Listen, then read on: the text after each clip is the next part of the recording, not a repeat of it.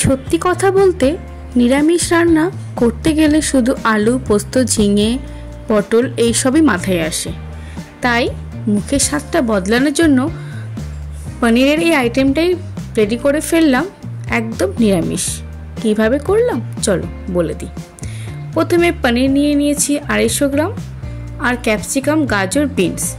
এবার ফ্রাই প্যানে কিছুটা তেল নিয়ে নিয়েছি, সাথে লবণ। এবার পনিরগুলোকে এপাট ওপাট করে একটু হালকা ভেজে নেব, খুব একটা কিন্তু লাল করব না। দিয়ে একটা পাত্রে তুলে রেখে দেব। সেই কড়াইতেই বাকি ভেজগুলো দিয়ে দেব। ভেজিটেবলগুলো হালকাভাবে ভাজবো। ব্যাস রেডি হয়ে গেল আমাদের পনির ভাজা এবং ভেজিটেবল। এবার পোস্ত, চারমগজ আর কাজু আর টক দই এই নিয়ে একটা ফাইন পেস্ট রেডি করব।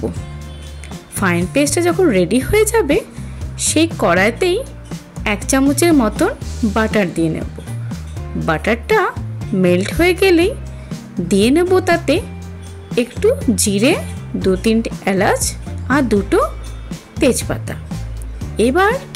এবার সেই পেস্ট করা মিশ্রণটি ঢেলে দেওয়ার পালা। ঢেলে দিয়ে একটু ফুটে আসলেই দিয়ে দেব হলুদ, জিরে গুঁড়ো, ধনে পাউডার আর দেব এলাচ পাউডার। ব্যাস নেড়ে চেড়ে এবার একটু ফুটতে দেব। ফুটতে গেলেই দিয়ে দেব ভেজিটেবলগুলো, তার সাথে সাথে দিয়ে দেব পনিরগুলো। এবার সব কিছু খুব ভালোভাবে মাখিয়ে নেব। মাখিয়ে নেওয়া হয়ে গেলে একটু সামান্য জলটা দিয়ে দেব। জলটা উষ্ণ গরম দিলে খুব ভালো হয়।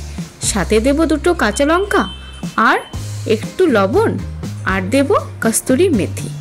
ব্যাস এবার 10 মিনিট দমে রেখে দেব। 10 মিনিট পর একটু ধনেপাতা গার্নিশ করে নাড়াচাড়া করে রেডি হয়ে যাবে আমাদের পুরো পিওর ভেজ পনির। এইভাবে সবাই একদিন ট্রাই করো আর খেয়ে বলো কেমন হয়েছে।